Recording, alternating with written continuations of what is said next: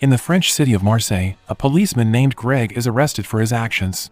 The film then flashbacks to 8 months ago, when Greg and his two friends, Antoine and Yassine, chased a motorbike rider without license plates, a helmet, or anything else that looked suspicious because the man entered the container area, and they immediately got out of the car and immediately ran to catch up. But unfortunately, the man fled with his friend using another motorbike. Evidently, it was a stolen motorbike, and Antoine then called his informant and got information on illegal drug distribution nearby. At that time, Antoine and Yassine headed to the location while continuing to communicate with Greg, who was ready to help, so they could enter. They also reasoned that they wanted to buy goods, and when they arrived, the drug dealer was immediately put in the car, and they immediately fled from the gangsters.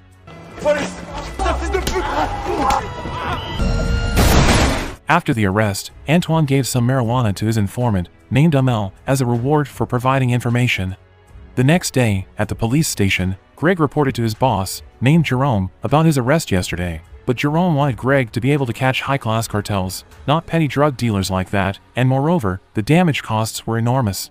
Greg and his friends finally continued to look for information on drug cartels from a cigarette seller who was also their informant, because he didn't have any information, and searching for information at the market also didn't get results. Rather than no one being arrested, they planned to arrest 2 illegal turtle sellers, which are protected animal species. Because they tried to avoid them, the sellers were slapped and would be taken to the police station. But suddenly there was a report on the radio that there had been a car theft, and obviously because that would be a good catch, the 2 turtle sellers were released, and they focused on chasing the car thief. It turned out that the stolen car was taken to an area that was heavily guarded by gangsters with its leader named T-Max. T-Max said that if there were no stolen cars that entered here and gave 2 choices, go from there for the safety of the police or check inside but don't guarantee the safety of the police, and the fight began, and Greg, Antoine, and Yassine eventually backed off for a while because they were outnumbered. After that, they gathered at Yassine's house with Yassine's wife, Nora, who also worked for the police and was pregnant, but suddenly Nora's waters broke and Yassine took her to the hospital. After the birth process was complete, the 3 of them had fun celebrating Yassine, who had become a father. The next day, Jerome shows Greg the video in which a mugger is being tortured for stealing drugs from customers in a drug area. Jerome then says that the guys are connected to a large drug cartel network and offers the case to Greg, who, after some thought, finally accepts the high-risk job. To get detailed drug cartel information, Antoine then came to see Amel again, and Amel explained that the place was terrible, that the drug bosses guarded it tightly and would kill anyone if anyone tried to interfere. Even if there were drug dealers who kept drugs for themselves, they would be instantly killed. We could say it has the craziest crime rate, has no rules, and doesn't care about the law or the police. Therefore, Amel asked for 5 kilos of cannabis if Antoine wanted to get detailed information about the place. Amel's request was reported to Jerome because it was impossible for them to take the confiscated police traceable marijuana and they had to collect it from small dealers or from customers. Jerome reminded them to be careful because if there was a mistake, their career could be over, but if successful, their salary will be increased. Morning, afternoon, and evening, Greg, Antoine, and Yassine started looking for random people who would buy cannabis and immediately scold them. Little by little, the cannabis began to collect, until one night, they were visited by the dealers in the area, who know that their customers' drugs are always taken. They pointed guns at each other, but in the end the dealer backed down because he recognized Greg's face, who was a policeman. Yassine, who was the most emotional, was worried that this plan would endanger their lives because the traffickers could have just shot them. Luckily, he was calmed down and the 3 of them returned home. The next day, Amel called Antoine to meet, and she cursed because the police could usually steal goods from customers who reportedly had spread to Amel's environment.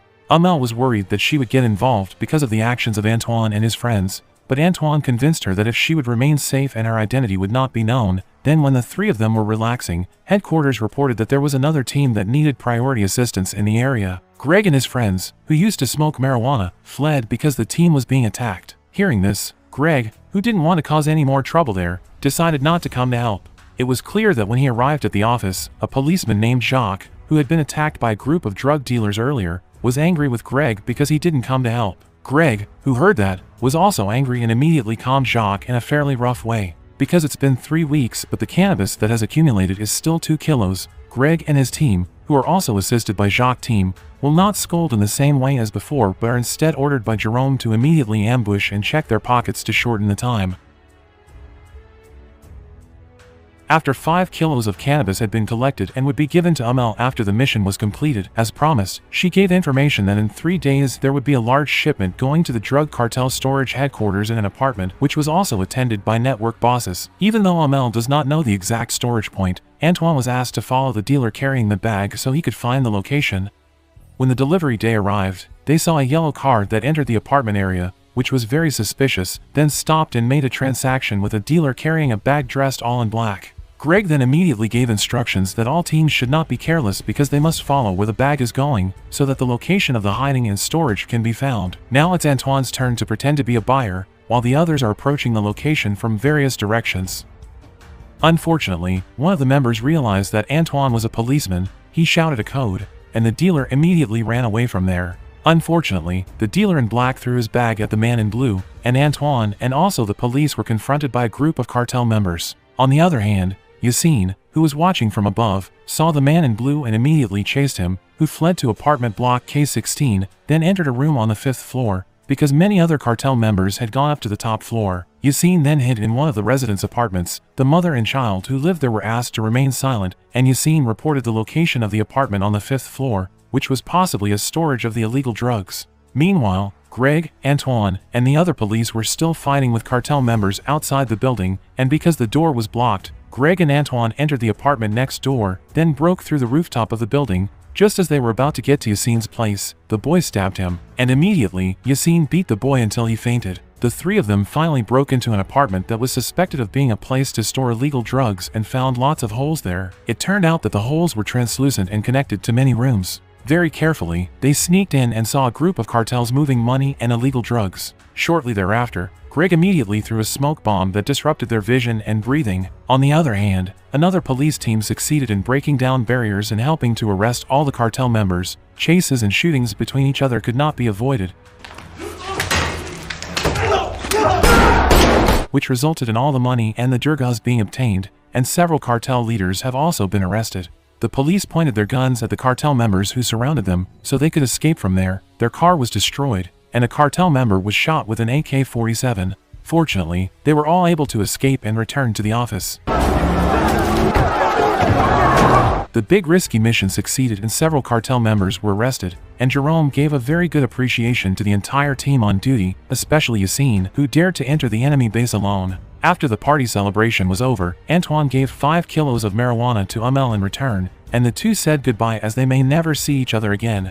2 months after that, Greg, Antoine, and Yassine were visited by the police and detectives. Detective Yvonne, as the person in charge, said that they were charged with extortion and that they arranged the cannabis trade. From police investigations, the police found out that they had stolen a lot of cannabis from customers and were suspected of having sold it. Absolutely, they explained that the cannabis was deliberately collected to pay informants in order to find out where the drugs were kept. It was clear they couldn't tell Amel's identity, and Greg was even more angry because Detective Yvonne caught a fellow police officer, even though this method was common and keeping the informant's identity secret was a police code of conduct. Greg also wants to meet Jerome and the investigating judge because, according to Greg, Detective Yvonne is only looking for cases that don't really exist and also to climb his career ladder and meet the prison quota target. After that, Greg was allowed to meet with the investigating judge and Jerome, but unexpectedly, Jerome casually said that he did not know about the collection of cannabis by the 3 of them and also did not know the purpose, even though it was very clear that the mission was Jerome's order. Knowing that, Greg could only remain silent, because Jerome had betrayed him so he wouldn't get involved in the case. Finally, the 3 of them will be jailed for a while until the results of the investigation are complete. All the prisoners yelling at them as corrupt police, as well as the news that spread, had tarnished the name of the police because they had extorted and also sold marijuana. The accusations with these nonsensical reasons made Greg, Antoine, and Yassine unable to do anything and stressed and angry because they know how the law works in their country. Even though if they followed the existing procedures too closely, the drug cartel network would not be caught. Their lawyer also couldn't do anything unless Antoine wanted to reveal the name of the informant, so there was a possibility they could be released. But as a policeman and a man of very strong principles, Antoine still didn't say anything about Amel. Even Greg, who was getting increasingly irritated by the situation, attacked one of the wardens. On the other hand, Yassine took the time to call Nora to ask about her and their baby. Jacques and his team, who were concerned about Nora's condition, came to collect money to meet Nora's needs, but Nora refused and only asked them to be witnesses that the collection of cannabis was to pay the informant, and Jerome was the one who ordered it. but they could not agree. Because he did not want to be jailed, especially according to Jacques, Jerome deliberately did not admit what he had done in order to save the Northern Police Unit, including the minister who was concerned. Even though Jacques and other friends wanted to be witnesses, that would not change the police who deliberately covered up the case. Or, in other words, Greg, Antoine, and Yassine were deliberately sacrificed to satisfy many parties. After that, Nora visited Yassine in prison to tell her that if Jacques and the others couldn't help, Yassine and Nora had promised not to leave each other, even if they would be imprisoned for many years. Shortly, for their own lives and because Greg's behavior was getting crazier, Antoine was forced to tell Detective Yvonne that Amel was their informant. After knowing the fact that Amel was an informant, the judge dismissed the cannabis trade charges against the three of them. Now that Yassine has joined the police union to defend his friends against the management, Greg has been fired from the police and now works as a security guard, and Antoine has been found to have a lot of marijuana at home. They are still being prosecuted for violating the Civil Code of Ethics and must fulfill the conditions for release by becoming a prison nurse. And the movie is end.